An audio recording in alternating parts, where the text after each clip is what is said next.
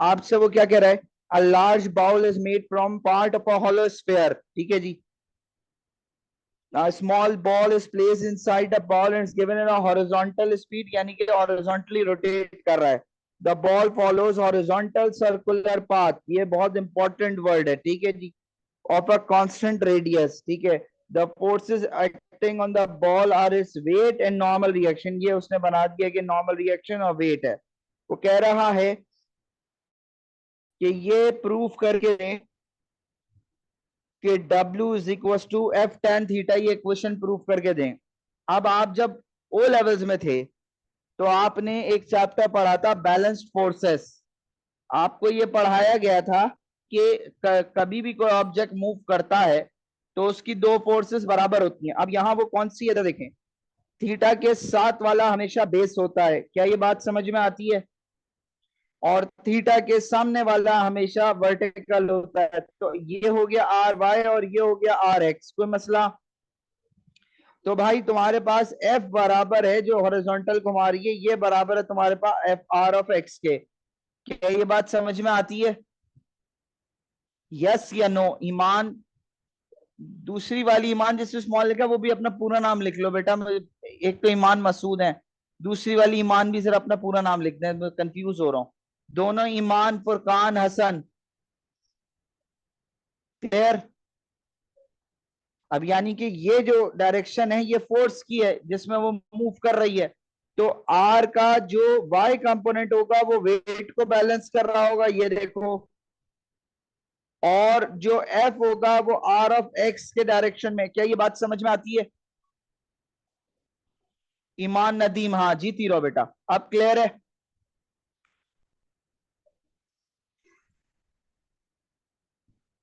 Yes या no? अब आपने क्या करा, आपको पता है एएस में आपने पढ़ा था आर ऑफ एक्स बराबर होता है आर कॉस थीटा के, आर ऑफ वाई बराबर होता है आर साइन थीटा के। तो आपने क्या करा, F is equal to R cos theta, Y is equal to R sine theta, दोनों डिवाइड कर दो। तो आर से R cancel, sine over cos आपको पता है टेंजेंट है, डब्ल्यू अपॉन एफ, तो एफ उधर जाके एफ टेन थीटा बन गया। क्या ये बात समझ में आती है? ईमान मसूद, ईमान नदीम, हसन, फुरकान। फुरकान शिबान को मैसेज कर सकते हो? सर मैंने उसे मैसेज कर दिया, उसका रिप्लाई नहीं आया अभी। सो रहा होगा।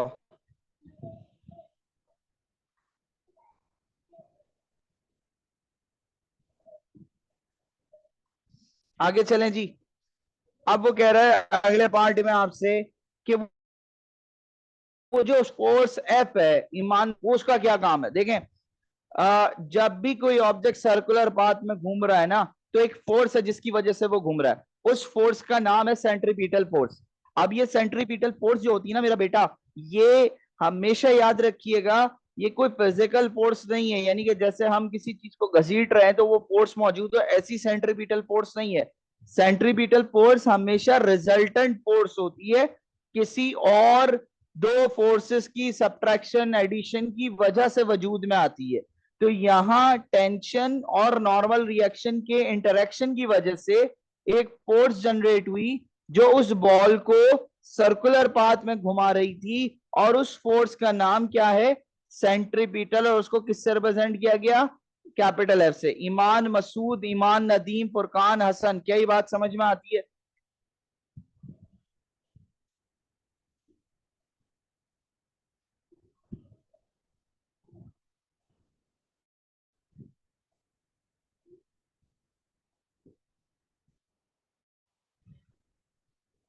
आगे बढ़े जी।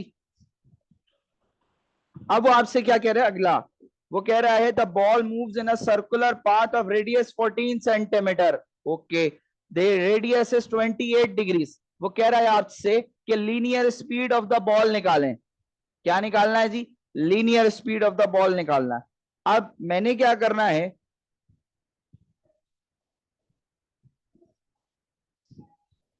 आपको क्या क्या डेटा गिवन है, आपको डेटा गिवन है भाई,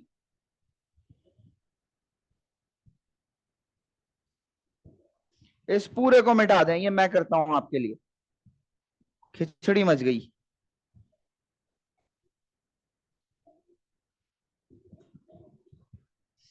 आपको इक्वेशन क्या गिवन है, W is equal to F tan theta, कोई मसला, ये आपने प्रूफ की ना ऊपर अभी। W क्या है, M इंटू जी। F क्या है, F फोर्स है या सेंट्रीपिटल फोर्स है, सेंट्रीपिटल फोर्स है। और सेंट्रीपिटल फोर्स में भी तुमसे क्या मांगा गया, लीनियर स्पीड। ठीक हो गई बात। तो आप कौन सा फॉर्मूला यूज करोगे, out of these three, M V square upon R, M R omega square, M V omega में से आप यूज करोगे M V square upon R. यहां तक सब साथ है मेरे, कोई मसला। मुझे मास नहीं बताया गया सवाल में, कहीं पे भी मेरे पास मास की वैल्यू नहीं है। तो मैं क्या करूंगा भाई, कॉमन करके इसको कैंसिल कर दूंगा, कोई मसला। अब ये आर उधर जाके मल्टीप्लाई हो गया, तो ये बन गया R into G is equal to V square tan theta, कोई मसला। अब टेंजेंट थीटा यहाँ मल्टीप्लाई हो रहा है, नीचे जाके डिवाइड हो जाएगा, तो R multiply by G over tangent theta is equal to V square, square हटाना है अंडर रूट कर लो। तुम्हारे पास बेटा आर भी है, तुम्हारे पास थीटा भी है, तुम्हारे पास जी भी है। सिर्फ याद रखना सेंटीमीटर को मीटर में कन्वर्ट करना नहीं भूलना, क्योंकि तुमसे स्पीड मीटर पर सेकंड में मांगी गई है। जल्दी से करो मेरा बच्चा, शाबाश। हसन तुमने ये क्लास मिस की थी पास पेपर वाली, जल्दी से करें, आंसर बताएं। ईमान मसूद, ईमान नदीम, फुरकान, हसन, आरिज, ये बात समझ में आई क्या किया है मैंने। आरिज को नहीं आई होगी, उसने लेट ज्वाइन किया। 1.6 जीते रहो। ईमान नदीम, मुझे आंसर चाहिए बेटा। मुझे पता है हसन ने सही किया, लेकिन आप वेरीफाई करें, आप सबके कैलकुलेटर पे मुझे 1.6 चाहिए। इतनी देर थोड़ी लगती है यार। आरिज, फुरकान, तुम्हारे तो पास पेपर में मैंने किया था। आरिज, ईमान मसूद, ईमान नदीम, हसन, हसन ने कर दिया। और बताओ, अगर नहीं समझ आया थम्स डाउन कर दो, मैं दोबारा समझा दूं भाई।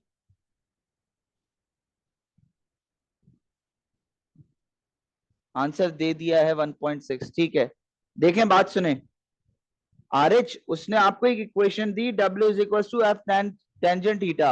अब वो कह रहा है बाय यूजिंग दिस इक्वेशन मुझे स्पीड निकाल के दो।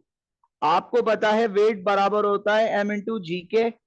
एफ क्या है, सेंट्रीपिटल फोर्स। सेंट्रीपिटल फोर्स के आपके पास तीन फॉर्मूले हैं, तो आप कौन सा लगाएंगे, जिस जो वेरिएबल मांगा गया है एम वी स्क्वायर वाला।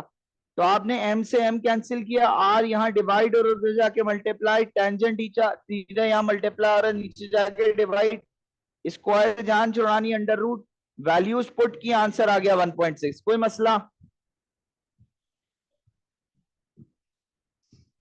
अच्छा, एक बात और याद रखिएगा कि मैं रीड एंड राइट के पास पे क्यों करा रहा हूं, अभी यहाँ पे मैं यही लेक्चर यूट्यूब पे डालूंगा, वहां कमेंट आ रहे होंगे, सर फाद आपने तो चोरी किए हुए पास पेपर करा रहे हैं। भाई 99% बच्चों के भाई ये पास पेपर होते हैं, इसलिए इसकी पीडीएफ में करा रहा हूँ भाई। अब वो आपसे क्या कह रहा है, डिफाइंड रेडियन से, छोड़ो इसको पूरे को, गौर से देखो, ये इटैलिक है, गौर से देखो, इटैलिक है। ओ लेवल से तीसरा और आखिरी साल है आपका, कैम्ब्रिज से जान छुट रही है आपकी। आपको ये बात बताई गई है कि अगर कोई टर्म है, वहां पर आपने एज पर द डेफिनेशन जाना है। अब यहां वो एंगुलर डिस्प्लेसमेंट की डेफिनेशन नहीं पूछ रहा है आपसे, वो पूछ रहा है कि एक रेडियन किसके बराबर है। क्या पूछ रहा है जी वो, एक रेडियन। वो एंगुलर डिस्प्लेसमेंट की डेफिनेशन आई रिपीट नहीं मांग रहा आपसे, वो क्या मांग रहा है आपसे, एक रेडियन किसके बराबर होता है। आपको पता नहीं कौन सी ग्रेड में एक इक्वेशन पढ़ाई गई, S is equal to are theta, ठीक है। एस क्या था, लीनियर डिस्प्लेसमेंट, आर रेडियस, और थीटा एंगुलर डिस्प्लेसमेंट। क्या ये बात समझ में आती है, थम्स अप करें तमाम students if this is clear.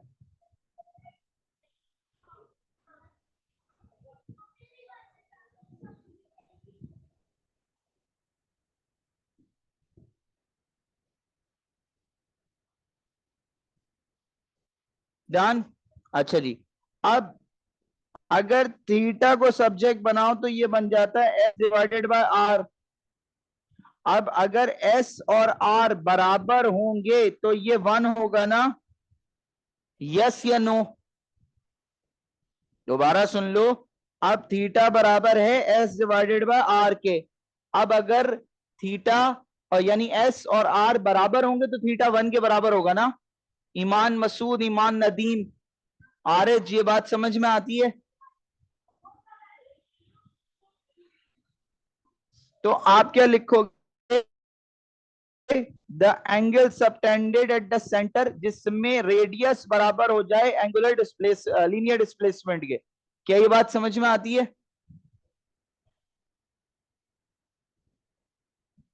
Okay, अब आते हैं आगे। अ telescope gives a clear view of a distant object, यानी ये टेलीस्कोप है और ये इतने दूर का मुझे क्लियर व्यू दे रही है, जिसमें जो थीटा है, एंगुलर डिस्प्लेसमेंट है, वो ये है, और जो लीनियर डिस्प्लेसमेंट यानी रेडियस है वो ये है। दोबारा सुन लीजिएगा, मैं इसको मिटा दूं। वो ये कह रहा है ये टेलीस्कोप है, वो जो एंगुलर डिस्प्लेसमेंट में क्लियर देख सकता हूं वो ये थीटा, ये रहा, इसको हाईलाइट कर देते हैं। और हाँ, जो रेडियस है यानी डिस्टेंस आ रहा है वो ये है। वो आपसे कह रहा है कि लीनियर डिस्प्लेसमेंट कितनी नजर आएगी, तो s is equal to are theta. जी ऐसा लिख सकते हैं, s is equal to are theta. R क्या था, ये रहा, और थीटा क्या था, ये रहा। तो आप कितना लीनियर डिस्प्लेसमेंट कवर कर सकते हैं? 3.7 किलोमीटर। करके देखें, आंसर यही आ रहा है, नहीं आ रहा? और दोनों ईमान मुझे बताओ बेटा, अगर ये क्लियर नहीं है मैं दोबारा करा देता हूं, कोई इश्यू नहीं है, कोई टेंशन नहीं है, दोबारा करा दूं। Iman Nadeem, Iman Nadeem, you are from Bahria Town right? बहन सो गई मेरी? सर ये हम ओके, मून और अर्थ के दरमियान जो डिस्टेंस है मैं पूरी थ्री वर्किंग दोबारा कर पॉइंट देता एट हूं। है तो हम इसको जो ये मून और अर्थ के दरमियान जो डिस्टेंस है 3.8 है, तो हम इसको आर क्यों ले रहे हैं? बताता हूं, मैं दोबारा कर रहा हूं तो देखो। कैलकुलेटर हाथ में रखना, मेरे पास नहीं है कैलकुलेटर। ये ये रेडियन है जो आप देख पा रहे हैं, कहाँ है जी, ये रहा। तो ये क्या हो गया, थीटा। कोई मसला, कोई प्रॉब्लम? ईमान नदीम,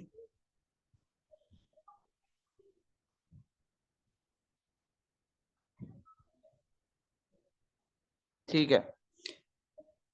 टेलीस्कोप से लेके यहां तक, द मून इज अप्रोक्सीमेटली इतने किलोमीटर फ्रॉम अर्थ, तो ये क्या होगा, ये आर हुआ या नहीं हुआ हसन? डिस्टेंस हुआ ना ये, यानी कि मून और अर्थ इतने रेडियस पर रोटेट कर रहे हैं, तो ये आर हुआ ना। अब वो तुमसे क्या कह रहा है, minimum diameter of the circular crater that can be seen, ये कितना नजर आएगा? अब बात समझ में आई बेटे को मेरे? जी सर ठीक है। ईमान नदीम बेटा, क्लियर है? अब तुम वैल्यूज डालो, आंसर निकाल लो, मेरे पास कैलकुलेटर नहीं है। S is equal to are theta 3.8 exponent 5 into 9.7 exponent -6, तुम्हारे पास 3.686 यानी 3.7 किलोमीटर कुछ दिखा। क्या ये बात समझ में आती है? आरिज से लेके हसन तक।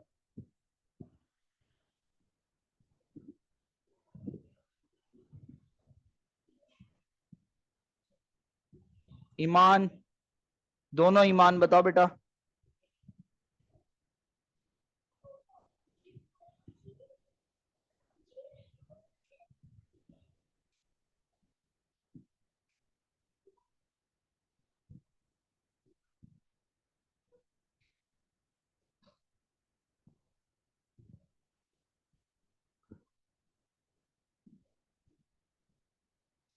ओके, आगे बढ़ते हैं। अब वो क्या कह रहे हैं, suggest why craters of the same diameter but on the surface of Mars are not visible using the telescope. अब आपने ओ लेवल्स में, पता नहीं आप वो बैच हो या आपसे बात का बैच है भाई, देखो मून यहाँ है, ये डिस्टेंस बढ़ जाएगा ना, तो क्या ये फर्दर दूर होने की वजह से क्या आप इतनी दूर का देख सकते हैं? सिंपल आंसर इज नो, क्योंकि आपकी टेलीस्कोप छोटी है। अगर टेलीस्कोप बड़ी करोगे तो उसका लेंथ साइज बढ़ेगा, उसका थीटा बढ़ेगा, तो हो सकता है आप मार्स भी देख लें। अभी इस कैलकुलेटेड इस गिवन वैल्यू के लिए मार्स को देखना इज इम्पॉसिबल। क्या ये बात समझ में आती है? आरज, आरज हमाद को उठाओ जरा, किधर है वो?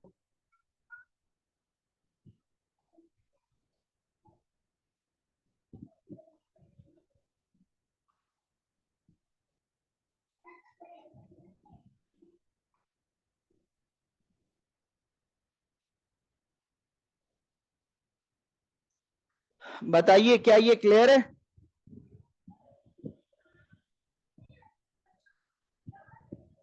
जी सर क्लियर है। ईमान दोनों?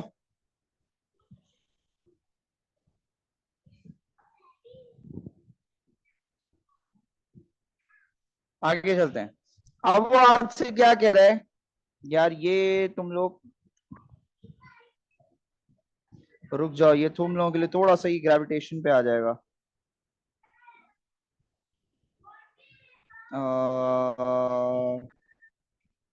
रुक जाओ, ये वाला नहीं करते,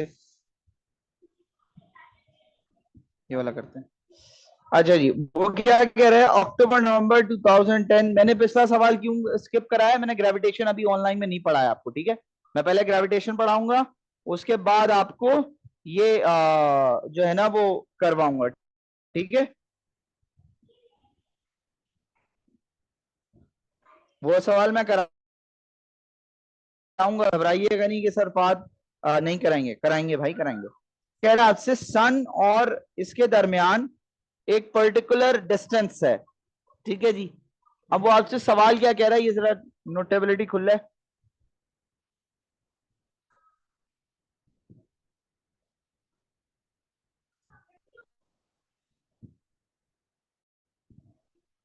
नंबर 10 पेपर 4-3 क्वेश्चन नंबर 1।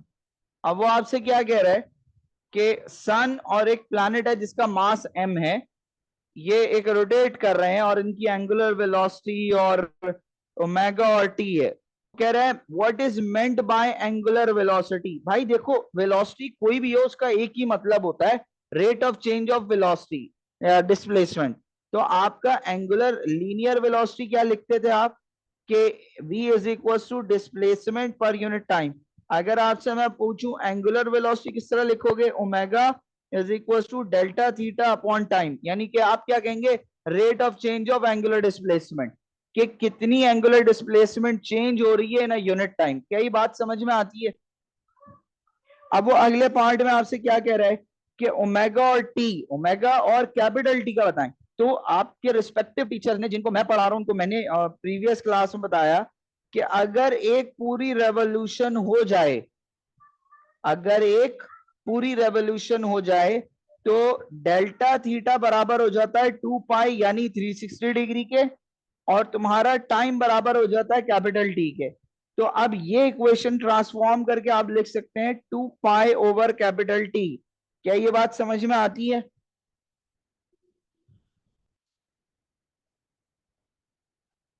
ये लिखा हुआ आरज, ईमान, नदीम, बेटा ये क्लियर है या नहीं? फुरकान, हसन, ईमान, ईमान, नदीम, बेटा तुमने व्हाट्सएप पे मुझसे बात करनी है जैसे ही ये क्लास खत्म हो।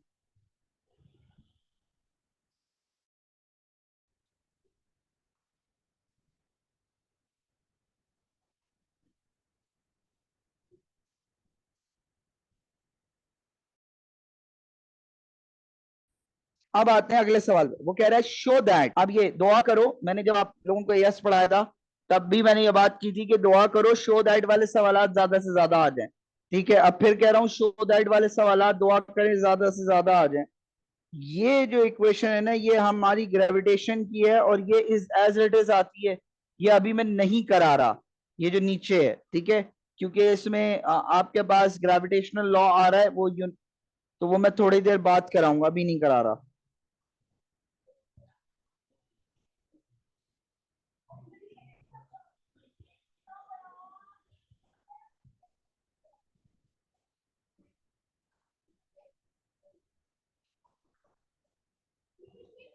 अगला सवाल है आपका, करा दें सर? नहीं आरिज, तुमने पढ़ा हुआ है बाकियों को, तुमने, हसन ने, फुरकान ने, तीन ने पढ़ा हुआ है ग्रेविटेशन। दोनों ईमान अभी ग्रेविटेशन पे नहीं आई है, कंफ्यूज हो जाएंगी बेचारी। वो पढ़ा हुआ तो हसन और फुरकान ने भी है पूरा ग्रेविटेशन, ठीक है, बल्कि टेस्ट भी दे चुके हैं ये। लेकिन इशू ये है कि थोड़ा स्लो करके चलते हैं ना, जल्दी किस बात की है, मई जून में पेपर देना है, ठीक है। अब वो क्या कह रहा है आपसे, डिफाइन द टर्म रेडियन। अब वो आपसे क्या कह रहा है, रेडियन क्या था? रेडियन था theta is equal to S by R. जल्दी से इसकी डेफिनेशन लिख के दें मुझे।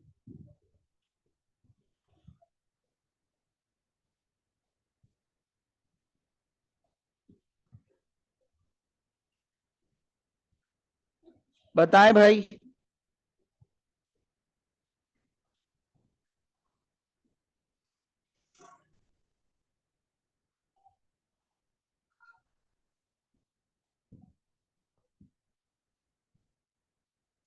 इसकी डेफिनेशन अगर मैं लिखूं इंग्लिश में,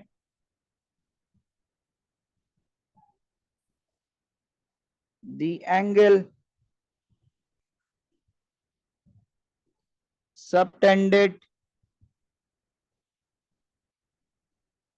by an object which is equal to arc length of the radius। बिल्कुल फुरकान, हसन, ईमान तीनों ने सही लिखा है, ठीक है। अब वो क्या कह रहे हैं कि स्टोन है, इसको मिटाते हैं पहले।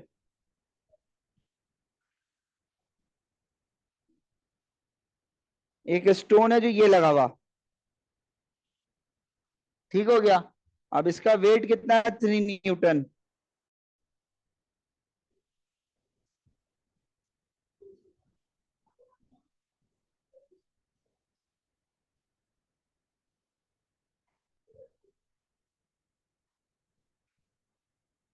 ये बनेगा या नहीं बनेगा?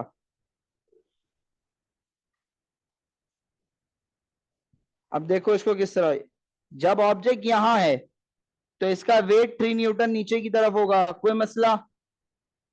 जब ऑब्जेक्ट यहां है तो इसकी टेंशन ऊपर होगी और वेट नीचे होगा, 3 न्यूटन। क्या ये बात समझ में आती है? बताइए, क्या ये क्लियर है?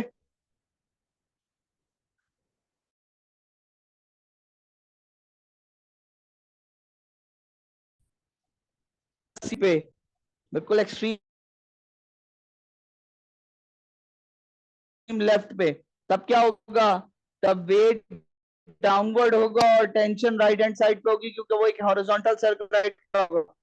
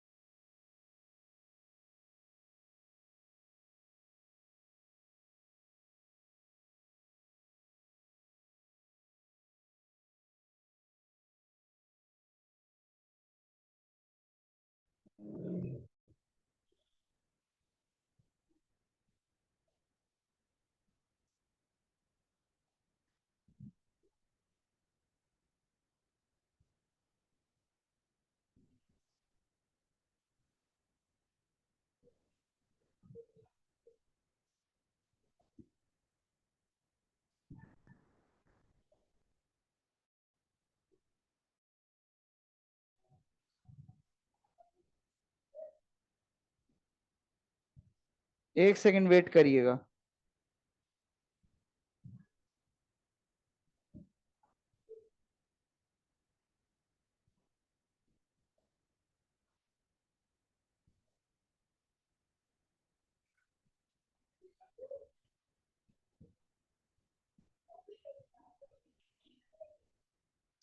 स्क्रीन शेयर हो गई है?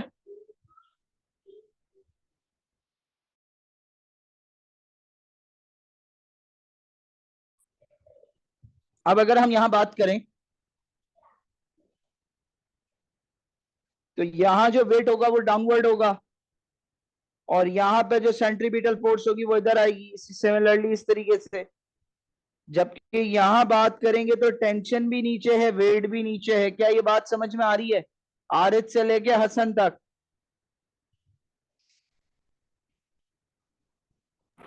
क्लियर है सर। अब सबसे कमजोर पॉइंट कौन सा है जहां से ऑब्जेक्ट टूट सकता है आपके ख्याल से? ए, बी, सी या डी? आरिज?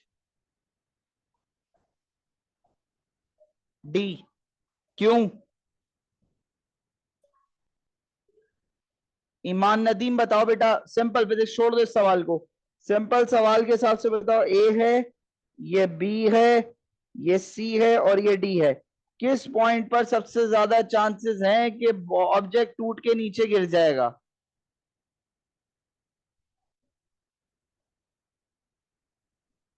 ईमान मसूद, ईमान नदीम, आरिज? जीते रहो। वेट और टेंशन ऑपोजिट हैं तो एक दूसरे को कैंसिल कर रहे हैं। तो जी। सबसे ज्यादा कमजोर पॉइंट ये होगा, तो तुम इसको किससे स्नैप करने का कहा तो उसने एस, तो आप यहां लिख दोगे एस। क्या ये बात समझ में आई?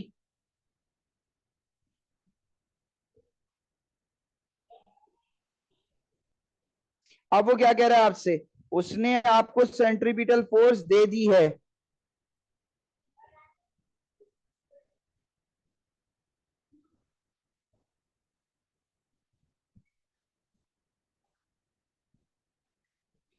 सेंट्रीपिटल फोर्स कैसे निकालते थे? रिजल्टेंट होता था, तो आपने 18 माइनस 3 किया तो आपके पास कितना आया? 15 न्यूटन। तो सेंट्रीपिटल फोर्स की वैल्यू क्या हुई? 18 नहीं, 3 नहीं, इन दोनों का रिजल्टेंट विच वाज 15। क्या ये बात समझ में आती है? ईमान, दोनों, आरिज, फुरकान, हसन?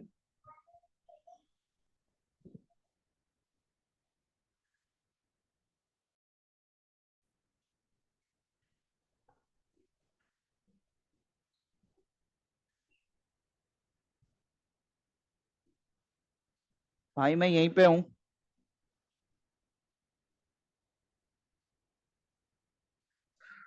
मेरी आवाज नहीं आ रही क्या तुम लोगों को? आरिज? आ रही है सर। तो आरिज नमूना क्या बोल रहा है? बेवकूफों वाली हरकत ही करना। क्या कह रहा था मैं? 15 न्यूटन। ईमान, तुम दोनों को समझ आया? फुरकान, हसन?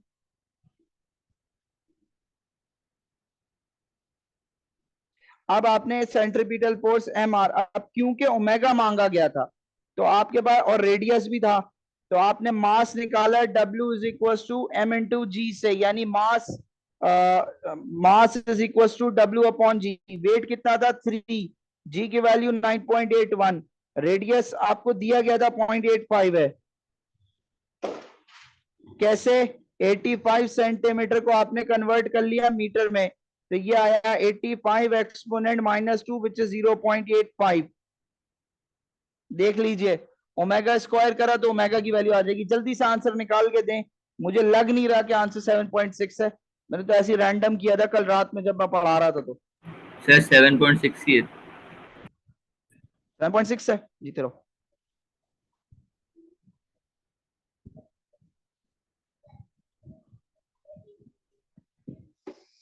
अब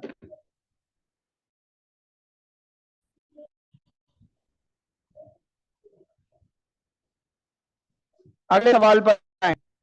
मई जून 2009 पेपर 4 क्वेश्चन 4। पहले सुकून से जरा पढ़ें इस सवाल को।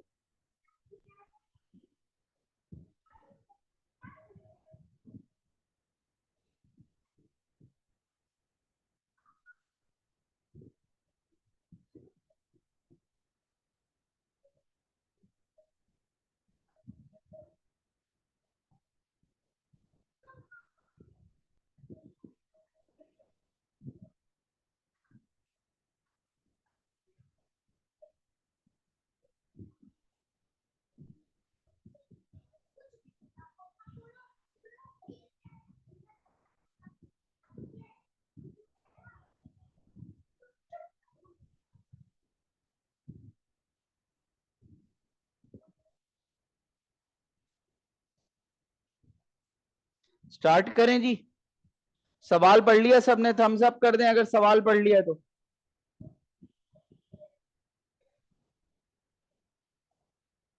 ओके अब वो आपसे क्या कह रहा है, एक डिस्क है जो रोटेट कर रही है with N angular speed omega, ये थीटा है, ये ओमेगा स्पीड आर आ गया, ठीक हो गया जी। अब वो आपसे कह रहा है ओमेगा टी और थीटा की इक्वेशन बनाएं। तो आपको पता है omega is equal to delta theta over T.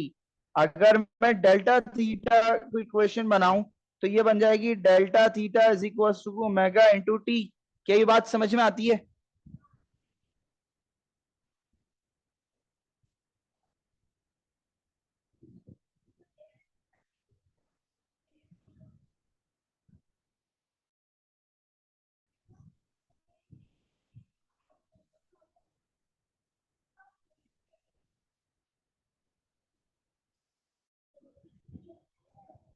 क्या ये बात समझ में आती है जी? आरिज, ईमान दोनों, फुरकान, हसन, कौन गया है? नूर। ये बात समझ में आती है? अब वो आपसे क्या कह रहा है कि ओमेगा टी आर डिस्टेंस पूरे की इक्वेशन बनाए। तो आपको ये पता है कि theta is equal to R sine omega T, ये पूरी इक्वेशन होती है साइन वेव की। अगर आप एक ऑब्जेक्ट को ऐसे रोटेट कर रहे हैं तो आपके पास एक साइन वेव बनती है, और उसकी जो साइन वेव की होती है तो वो बनता है theta is equal to R sine theta, और थीटा की जगह क्या डालेंगे आप? Omega T. क्या ये बात समझ में आती है?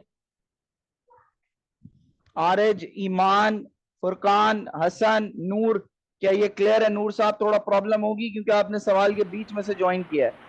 क्लियर है सर।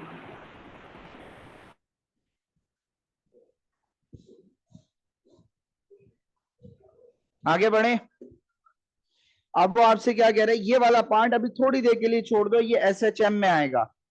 इस पेपर का इस क्वेश्चन को हम एसएचएम में दोबारा देखेंगे, ये तीसरा चैप्टर है, तीसरा नहीं छठे में तौर पे कराऊंगा मैं, इलेक्ट्रिक फील्ड के बात कराता हूँ। अब वो क्या कह रहे हैं, the disc has a radius R of 12 centimetre and omega is 4.7, frequency निकालें। अब आपको मैंने 4 फॉर्मूले करवाए थे। पहला फॉर्मूला था omega is equal to delta theta over T, दूसरा था omega is equal to 2 pi over capital T, तीसरा था omega is equal to 2 pi F, चौथा था नंबर ऑफ रोटेशन वाला। तो अब ये वाला फॉर्मूला उठाओ और इसमें से फ्रीक्वेंसी निकाल के दो। हाउएवर, बस जल्दी से करके दें। देखिए मैंने सही किया, नहीं किया हुआ, बहुत पुराने लास्ट ईयर क्वेश्चन सॉल्व करे हुए थे ये, लास्ट ईयर 8 मई जून के बच्चों के लिए। तो जरा से जल्दी से वैल्यूज वेरीफाई करें। क्या ये बात समझ में आई है? ईमान, नदीम, आपने वो पहली क्लास मिस की थी इसलिए आपको ये 3 फॉर्मूले पढ़ने में मुश्किल हो रही होगी। अदर देन दैट आरिज, ईमान, मसूद, फुरकान, हसन 0.748 यानी कि 0.75 हर्ट्स। क्या ये बात समझ में आती है? नूर, ये बात क्लियर है या नहीं? कौन सी सर? क्लियर है सर। तुम्हें थोड़ी मेरी प्रॉब्लम होगी। सर एक तो फॉर्मूला वो था ना 2 पाई अपॉन टी का था ओमेगा का, हाँ ये और लिखा सर ये हुआ तो है, चेंज इन देखो। Angle over change in time नहीं है? Change in angle over change in time, क्या चीज? कौन है ये? क्या बोल रहे हो? जरा दोबारा बोलो जिसने भी बोला है।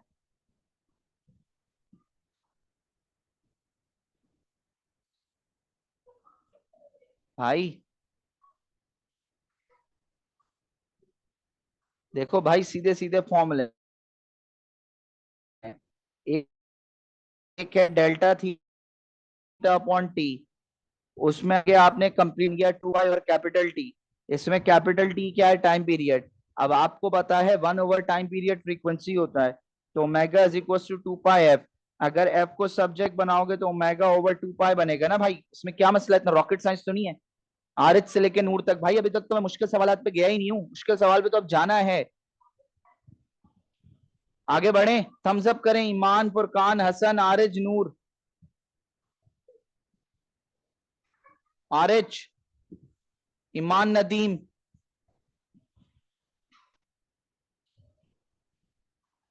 ओके। अब वो क्या कह रहा है, मैक्सिमम स्पीड। देखो ये इक्वेशन आपको आपके टीचर्स ने प्रूफ करवाई होगी। कैसे प्रूफ करवाई होगी? उन्होंने कहा s is equal to r times theta. जी ये सर पैरेंट बोले। इक्वेशन है, समझे आप? ये वो इक्वेशन है जो आप यूज कर रहे हैं फ्रॉम डे वन, ठीक है? इसको कह दो,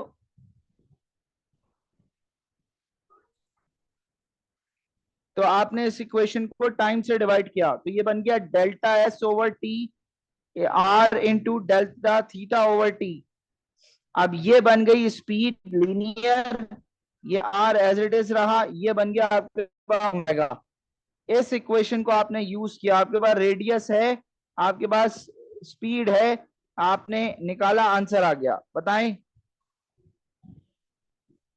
क्या ये क्लियर है?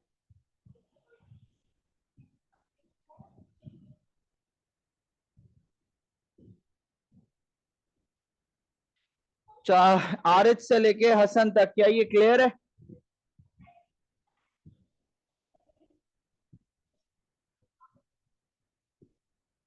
देखो आर कहां गिवन है तुम्हें, 12 सेंटीमीटर। अब इधर देखो, इधर देखो गौर से, एक चीज नोट करो, मैंने लास्ट सवाल में रेडियस जो था वो चेंज कराया, 85 सेंटीमीटर को 0.85 कराया, यहां नहीं कराया। क्यों नहीं कराया? इधर देखो, जवाब आपके सामने खुद लिखा हुआ है, सेंटीमीटर पर सेकंड। क्या ये बात समझ में आती है?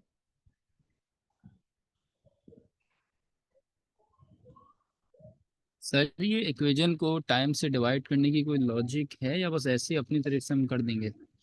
लॉजिक ये है कि आपको स्पीड, देखो लीनियर डिस्प्लेसमेंट और एंगुलर डिस्प्लेसमेंट, ठीक है? तो लीनियर डिस्प्लेसमेंट को अगर टाइम से डिवाइड करोगे तो वो तुम्हारे पास लीनियर स्पीड नहीं आ गई। तुम्हें लीनियर स्पीड और एंगुलर स्पीड का रिलेशन जानना था, इसलिए तुमने टाइम से डिवाइड किया। ये लॉजिक है।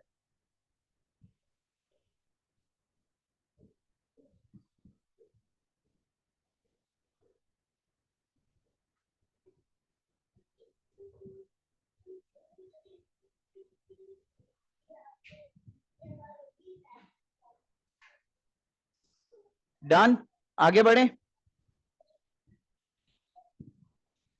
ये अगला ग्रेविटेशन आ रहा है, तो अभी रुक जाएं।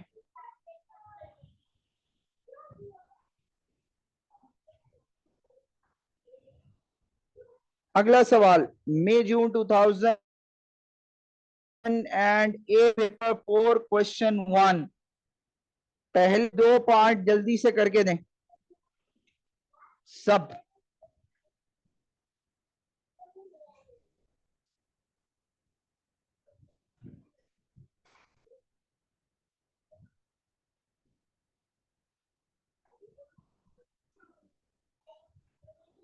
जल्दी से आप सब ने करना है, कोई बच्चा रुका हुआ नजर ना आए।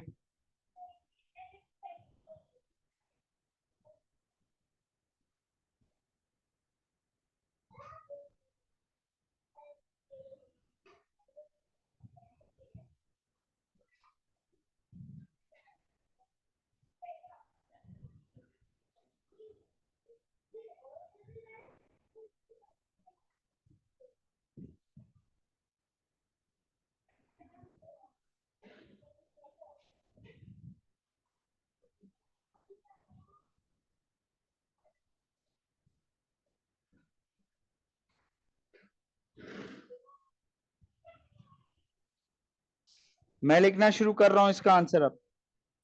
रेडियन क्या होगा? सर मैंने लिख दिया रेडियन का आंसर।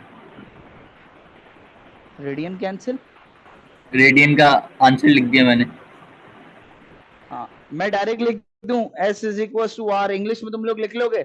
ईमान, ईमान मसूद, आरिज, फुरकान, हसन, इंग्लिश में लिख लोगे ना? कोई मसला तो नहीं है भाई? जब थीटा की वो वैल्यू, जब लीनियर डिस्प्लेसमेंट और रेडियस बराबर हो जाए उसे रेडियन कहते हैं। कोई मसला?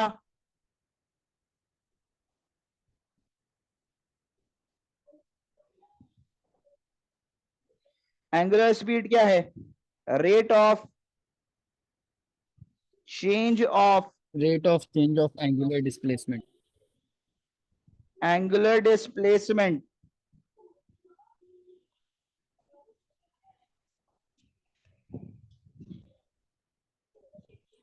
फ्रॉम पॉइंट पी, कोई मसला? पी के हिसाब से जो एंगुलर चेंज आ रहा है थीटा, वो कितने टाइम में चेंज हो रहा है, ये ओमेगा होगा। क्या बात समझ में आती है? ईमान मसूद, ईमान नदीम, फुरकान, हसन, आरिज, बेटा कोई मसला है बता दो, मैं रुक जाऊंगा, आगे नहीं बढ़ूंगा।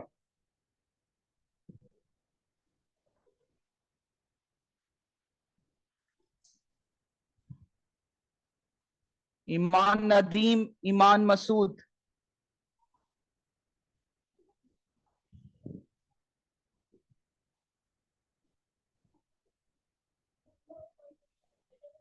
अब वो कह रहा है कि F बराबर है 0.72 टाइम्स वेट के, और एम आर ओमेगा तो एम डी ओमेगा हो गया, डिस्टेंस दिया हुआ तुम्हें 35 सेंटीमीटर। तो अब वो कह रहा है नंबर, यानी कि ओमेगा की वैल्यू निकालो, नंबर ऑफ रेवोल्यूशन। तो आपने क्या करा, ओमेगा इज इक्वल टू 4.49 आया, N is equal to omega over 2 pi into 60, ये करा तो आपके पास 43 राउंड्स आ गए। क्या ये बात समझ में आती है? क्योंकि यहाँ क्या मांगा गया, रेवोल्यूशंस पर मिनट। क्या ये बात समझ में आती है या मैं करवा दूं ये?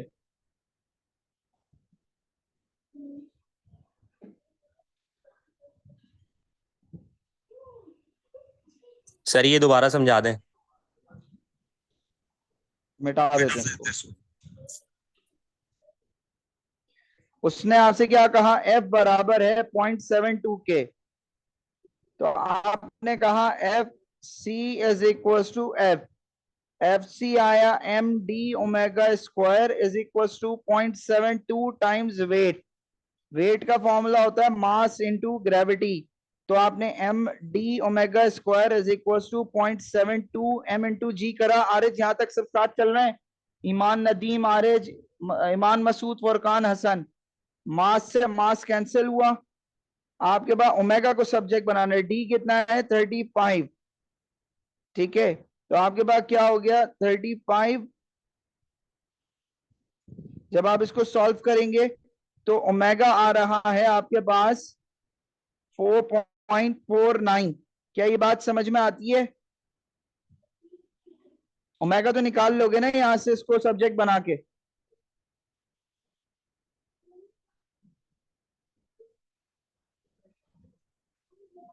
ईमान, ये हो जाएगा ना, या मैं ये भी कराऊं? हो जाएगा, ठीक है। अब आपको एक फॉर्मूला पढ़ाया गया कि अगर आपके पास फ्रीक्वेंसी के बाद नंबर ऑफ रेवोल्यूशंस का फॉर्मूला, तो ये है N is equal to omega over 2 pi into 60। ये फॉर्मूला किसका है? नंबर ऑफ रेवोल्यूशंस का। देखो फ्रीक्वेंसी क्या है, एक सेकंड में कितने साइकिल्स आते हैं, और अगर मैं ये कहूं साइकिल्स इन 60 सेकेंड्स, तो फ्रीक्वेंसी मल्टीप्लाई बाय 60 हो जाएगा। क्या ये बात समझ में आती है?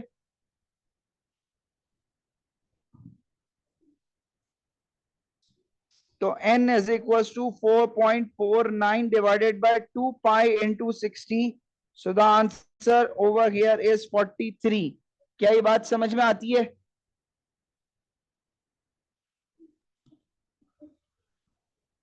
आरिज, ईमान दोनों, फुरकान, हसन। अब वो क्या कह रहा है कि प्लेट जो है वो कवर कर दी गई मड से। अब अगर इसको स्लोली इंक्रीज किया जाए रेडियस को, तो क्या होगा, F C is equal to M B square upon R था ना। तो अगर तुम आर बढ़ा रहे हो तो तुम्हारे पास सेंट्रीपिटल फोर्स बढ़ेगी ऑब्वियसली। क्या ये बात समझ में आती है?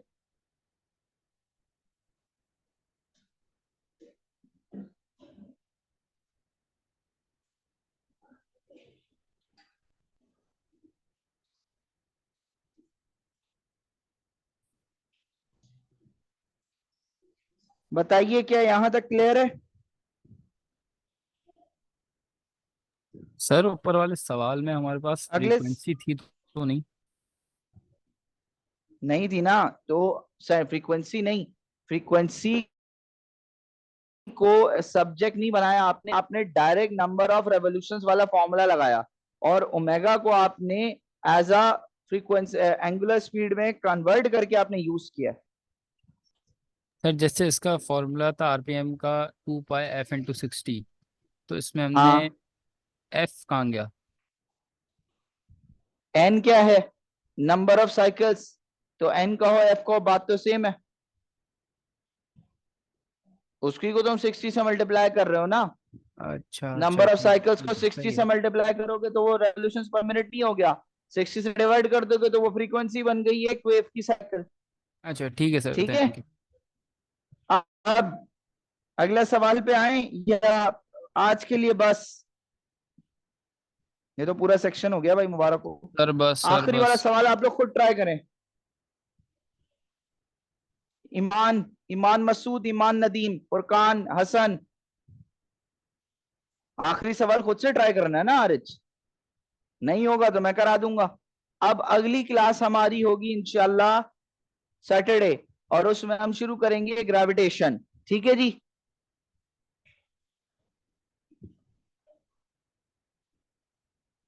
जिन लोगों ने सर्कुलर मोशन मिस किया हुआ है वो मैं यूट्यूब लेक्चर भेज देता हूं अभी ग्रुप पे। ईमान नदीम आप तो व्हाट्सएप पर आए, बात करें, और बाकी जो है अभी ग्रुप पे पुराना लेक्चर आ जाएगा। ठीक है जी। अस्सलाम वालेकुम।